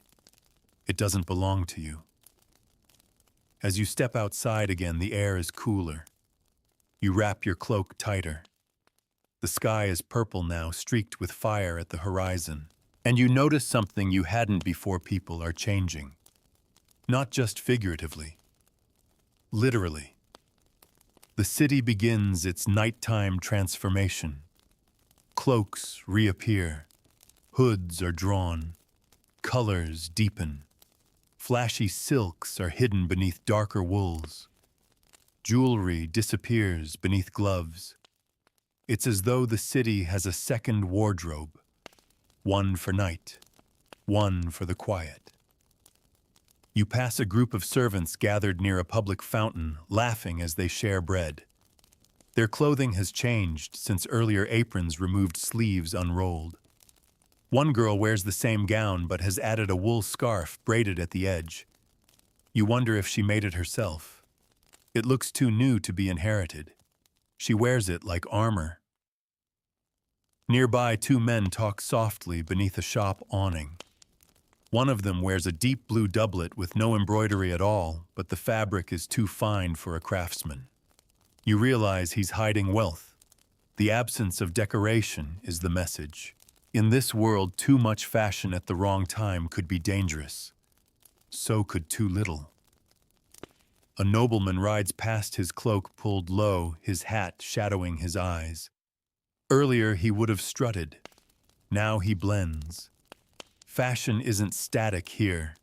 It shifts with the hour, the setting, the audience. At night, it whispers. You come to a courtyard where a group of women are spinning by lamplight.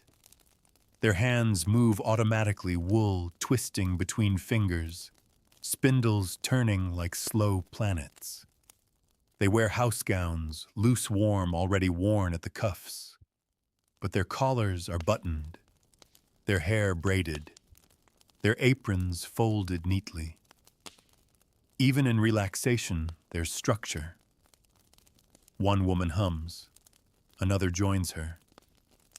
A low melody. A lullaby, maybe. Or a prayer. And it strikes you how much fashion in this world was tied to rhythm.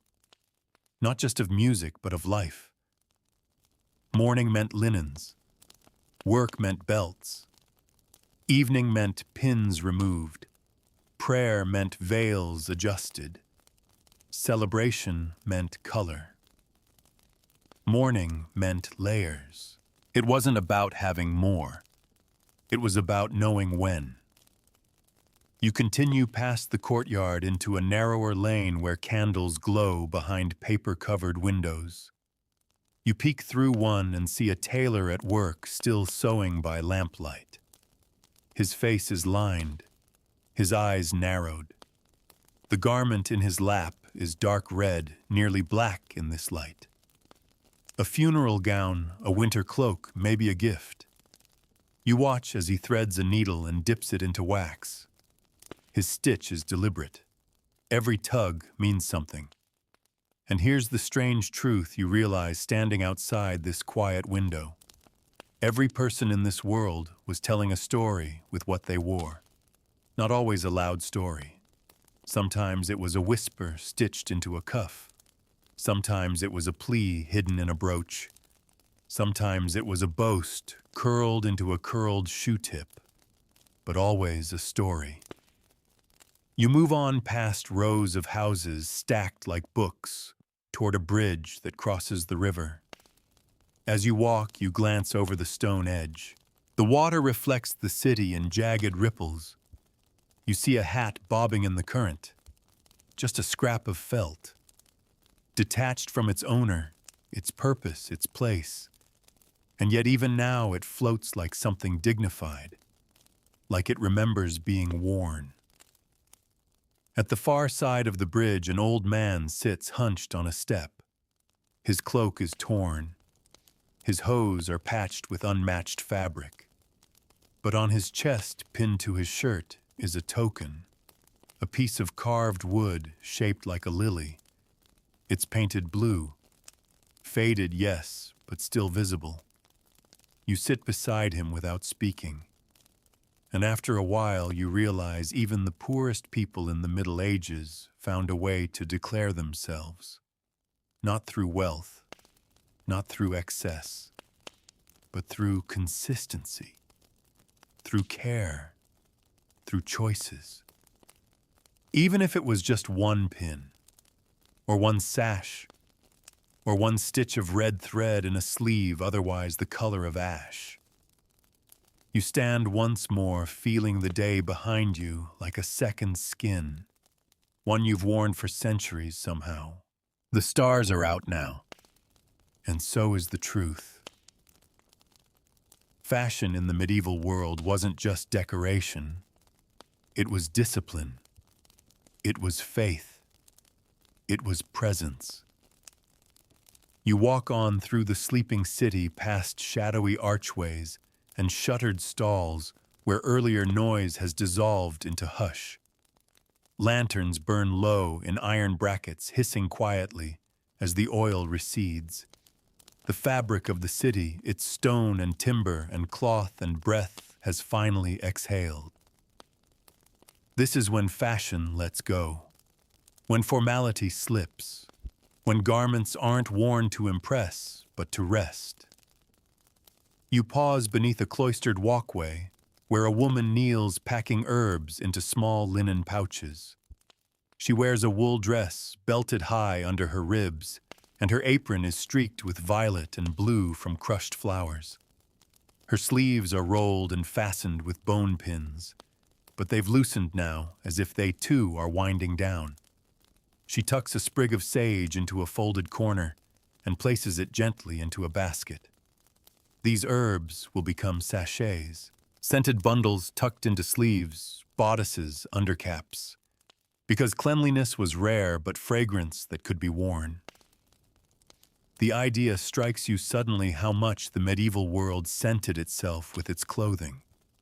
Dried lavender sewn into collars, rose petals stuffed into hems, bay leaves hidden inside slippers. In the absence of soap, people turned to plants. Fashion wasn't just what you saw. It was what you smelled. And now the night smells of smoke, wax, crushed thyme, and wool warmed by fire. You head toward the edge of the city, where the cloth halls rise like sleeping giants. Here in the heart of the weaving quarter, bolts of linen and wool rest under tarps guarded by the rhythm of snores from loft windows above. But even in sleep, the city wears its craft. You peek into a half-open door and see a loom mid-motion thread frozen mid-weft, the spindle still dangling. A garment half-born. In a neighboring window, a child's smock hangs from a peg. Tiny, cream-colored. The sleeves are patched. The hem is crooked. But there's a small embroidered sun stitched into the shoulder. The thread is orange-red, uneven. A beginner's hand. You smile knowing that child will wear it, and maybe, just maybe, feel brighter for it. You rest near a fountain now, listening to the trickle of water and the rustle of leaves overhead. A cat leaps silently from a barrel. Somewhere a lute hums in the dark. You feel cloaked in something older than fabric, older than fashion. The quiet ritual of dressing and undressing, of tying and tucking and pinning and folding. The rhythm of centuries sewn into linen. From a nearby doorway, an elderly man steps out, drawing his cloak tight. He glances up at the sky, then begins walking without haste. His shoes are worn but polished. His tunic is plain but pressed. His belt is smooth leather, looped twice, no frills. You watch him disappear into the night like a signature at the end of a letter. Neat, modest, perfectly legible. And that's when you realize something that had been whispering beneath all the layers until now. Fashion was never about wealth alone. It was about clarity. In a world so chaotic where famine and plague, war and superstition, taxes and sermons pressed down on every waking hour, clothing gave people a way to speak clearly. To say, I am loyal, I am respectable, I am mournful, I am devout, I am not to be underestimated. Fashion said what fear could not. Fashion said what language lacked. Even for those who owned only 2 garments, fashion still happened.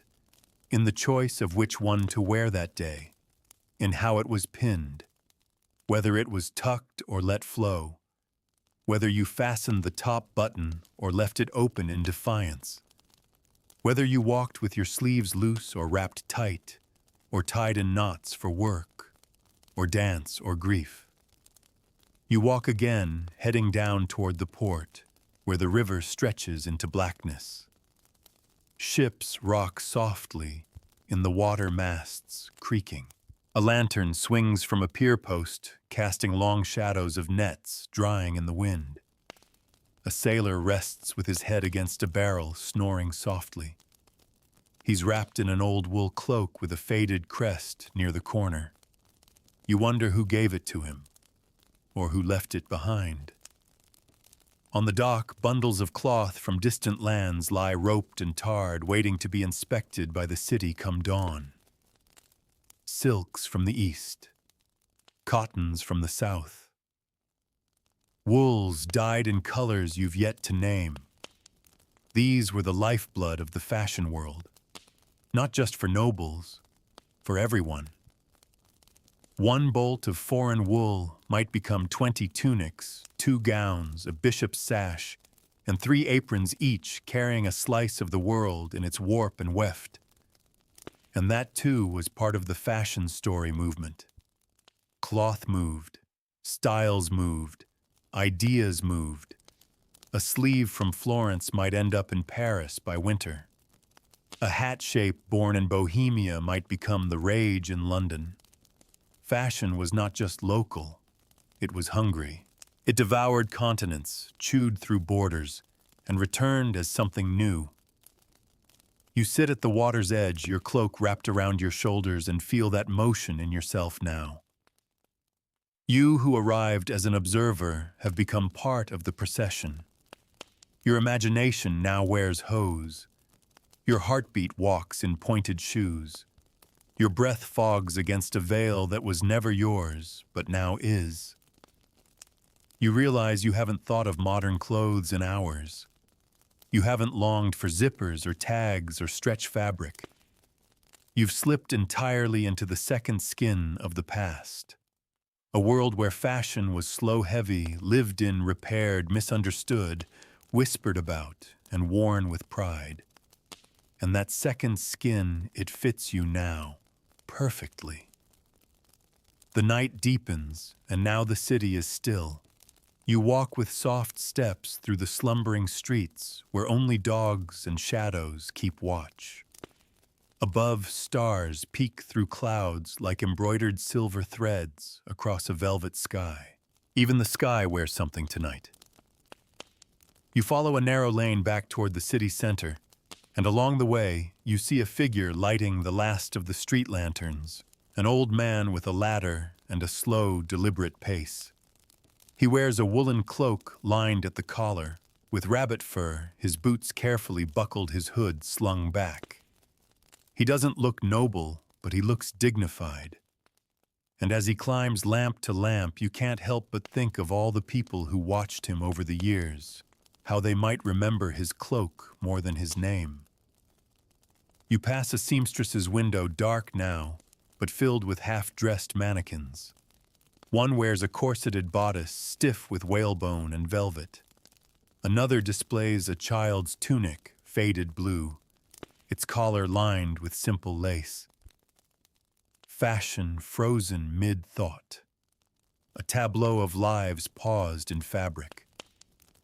You imagine the hands that touched these garments last, the needle sliding through, the thread pulled tight, a breath held, a tear wiped, a smile at the final stitch. Because making clothes in the medieval world wasn't just craft, it was care. A shirt took days.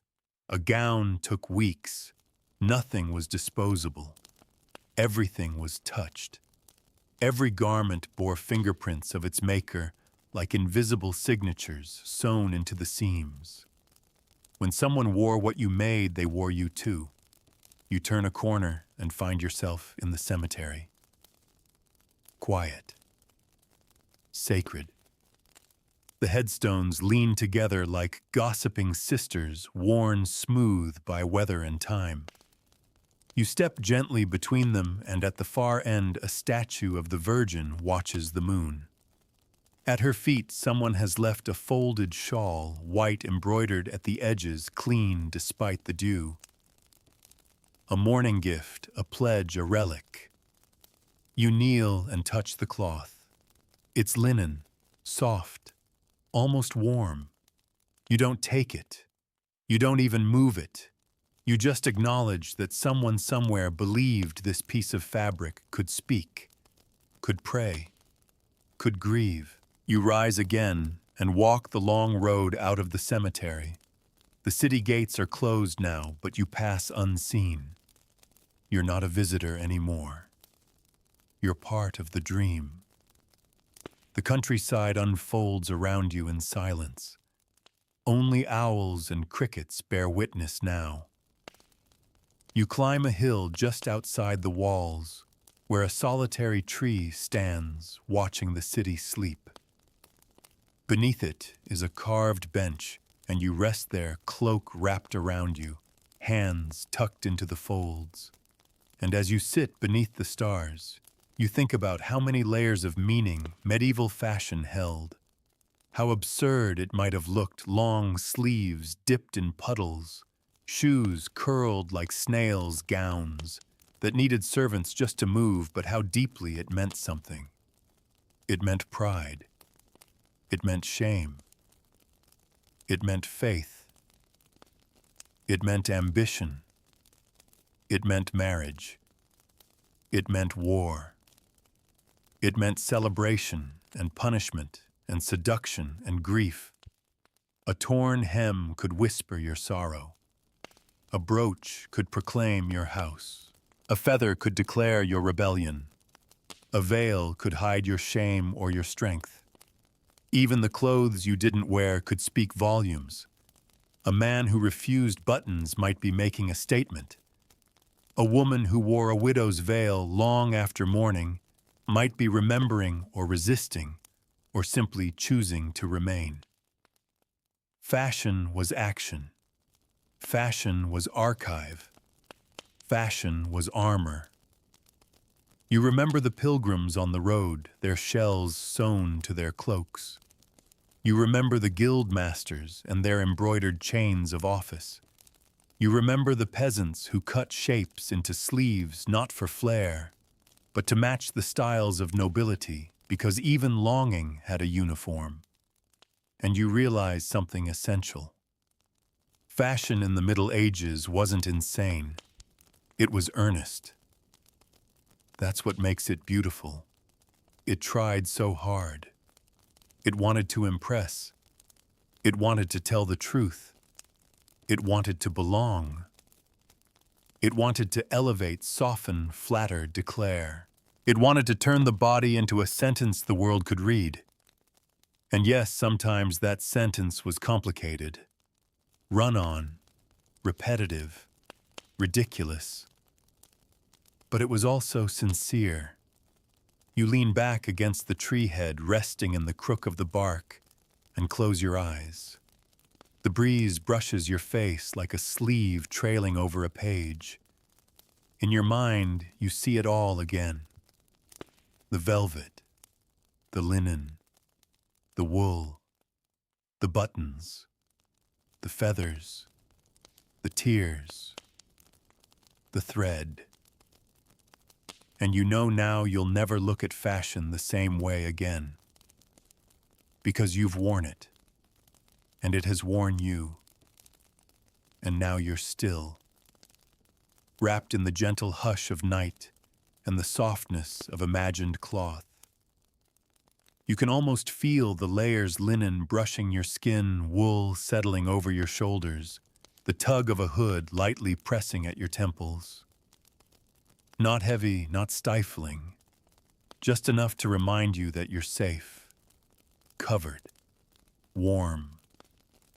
The world around you has gone quiet. The city gates have closed. The torches have burned low. The needles are still. The sleeves have stopped rustling. Even the ridiculous shoes have been unlaced and tucked under the bed. There is only breath now. Yours steady and slow. No more hems to lift. No more cloaks to fasten. No more signals to send with thread or feather or cuff. You've walked through 1,000 years of garments, each one a story whispered in wool. And now with your own story folded neatly around you, you drift. Let your shoulders fall just a little heavier. Let your arms rest where they land. Let your fingers release whatever they've been holding, whether a memory or a worry or a thread that won't seem to tie. You don't need to wear anything right now. You don't need to explain yourself in fabric. You don't need to declare your station or your sorrow. You're just here, breathing and still, wrapped in a world of softness, wearing nothing but the quiet, wearing nothing but the dark, and wearing for once the peaceful weight of nothing at all.